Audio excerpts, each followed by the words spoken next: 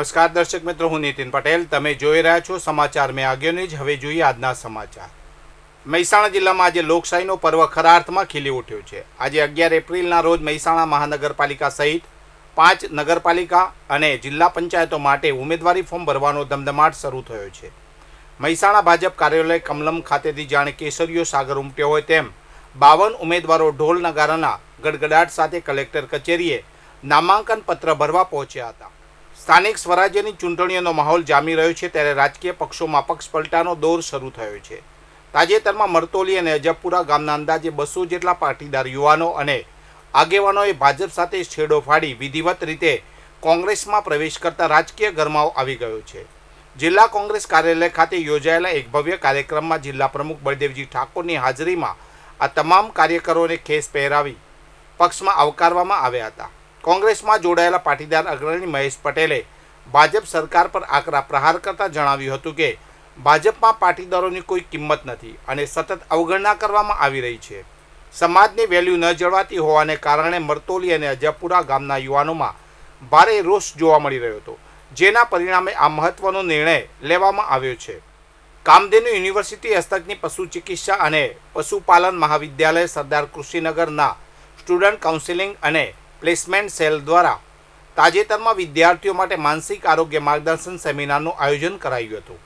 UGC guideline મુજબ યોજાયેલા આ સેમિનારનો મુખ્ય ઉદ્દેશ વિદ્યાર્થીઓમાં માનસિક સ્વાસ્થ્ય પ્રત્યે જાગૃતિ લાવવાનો અને સ્વસ્થ મન ઉજ્જવળ ભવિષ્યના મંત્રને સાર્થક કરવાનો હતો.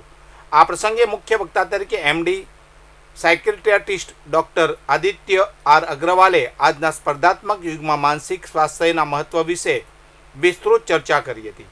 તેમણે વિદ્યાર્થીઓને તણાવ, ચિંતા અને ડિપ્રેશનના લક્ષણોને વહેલી તકે ઓળખી યોગ્ય તબીબી સલાહ લેવા અનુરોધ કર્યો હતો. બનાસકાંઠાના થરામાં સાધુના વેશમાં આવેલા બેઠકોએ એક મોબાઈલ વેપારીને છેતરીને તેનો મોબાઈલ ફોન અને ₹10,000 રોકડા પડાવી લીધા હતા. આ ઘટના ગઈકાલે બની હતી. થરામાં આવેલી માં સધી મોબાઈલ નામની દુકાનના માલિક વિજયભાઈ આ છેતરપિંડીનો ભોગ બન્યા હતા. ઠગોએ તેમને કોઈ ચમત્કારિક ક્રિયા કરવાની લાલચ આપીને વિશ્વાસમાં લીધા હતા. આ મામલે વેપારીએ થરા પોલીસને મૌખિક જાણ કરી છે. વેપારીએ પોતાની દુકાનમાં લાગેલા સીસીટીવી ફૂટેજ સોશિયલ મીડિયા પર જાહેર કર્યા છે, જેમાં સાધુના વેશમાં આવેલા ઠગો સ્પષ્ટ દેખાઈ રહ્યા છે. આ ફૂટેજ દ્વારા અન્ય લોકોને પણ આવા ઠગોથી સાવચેત રહેવા અપીલ કરવામાં આવી છે. પાલનપુર પોલીસે આગામી ચૂંટણીને ધ્યાનમાં રાખીને શહેરના સંવેદનશીલ વિસ્તારોમાં ફૂટ પેટ્રોલિંગ હાથ ધર્યું હતું. કાયદો અને વ્યવસ્થા જાળવવા તેમજ મતદારોમાં નિર્ભય વાતાવરણ ઊભું કરવા માટે પોલીસ તંત્ર સજ્જ બન્યું છે. આ અંતર્ગત વિવિધ વિસ્તારોમાં પોલીસ ટીમો દ્વારા સઘન ચકાસણી અને પેટ્રોલિંગ કરવામાં આવ્યું હતું. પેટ્રોલિંગ દરમિયાન શંકાસ્પદ પ્રવૃત્તિઓ પર ખાસ નજર રાખવામાં આવી હતી. આ ઉપરાંત સ્થાનિક લોકોને શાંતિપૂર્ણ રીતે મતદાન કરવા માટે અપીલ પણ કરવામાં આવી હતી.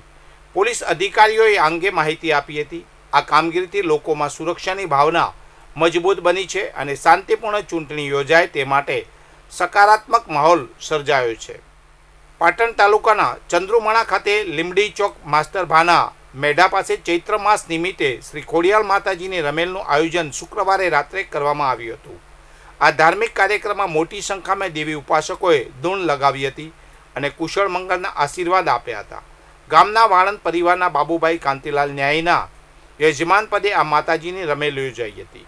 ન્યાયી સમાજના બચુભાઈ અમથાભાઈ, ગોવિંદભાઈ મોહનભાઈ, કુલદીપભાઈ જયંતિભાઈ ઉપરાંત ગામના વિહત માતાના ઉપાસક દિનેશભાઈ ખટાણા, નાથભાઈ માતાના ઉપાસક ભોગીલાલ પ્રજાપતિ, કાંતિભાઈ દરજી, જયંતિભાઈ ઠાકોર અને બહાર ગામથી પધારેલા શક્તિ ઉપાસકોએ ઉપસ્થિત રહી આશીર્વાદ આપ્યા હતા.